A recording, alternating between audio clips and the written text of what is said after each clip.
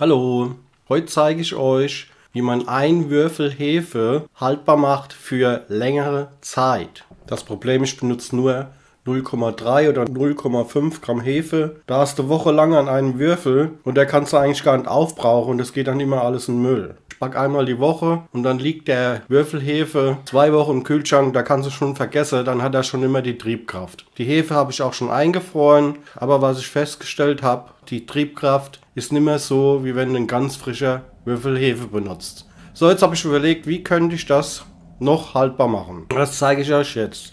Ihr braucht jetzt hier so einen Mixer, so einen kleiner, und dann tue ich mal schon 2 Esslöffel Mehl darin. So, und jetzt tun wir noch 3 Löffel dazu. Also insgesamt haben wir 5 Esslöffel Mehl.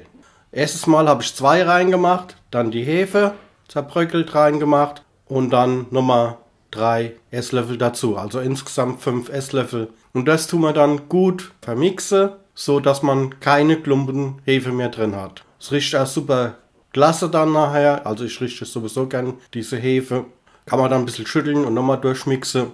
Das Mehl saugt ja auch noch die Feuchtigkeit auf und dadurch wird das dann auch lange haltbar. Und wenn ihr dann zum Beispiel ein Brot herstellt mit 0,5 Gramm Hefe, dann tut ihr das mal 5 nehmen. Und so habt ihr genau eure Hefeangabe.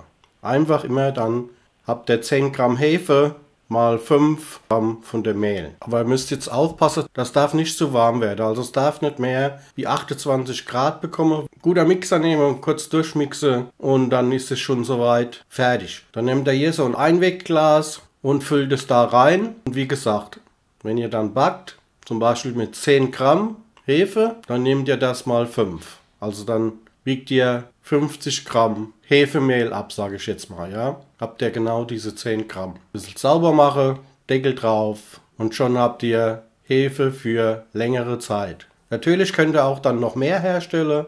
Nehmt ihr 2 Würfel Hefe, macht ihr halt 10 Löffel Mehl rein und so weiter. Dann ich sage mal wieder Tschüss, bis zum nächsten Mal. Euer Marius. Ciao, ciao.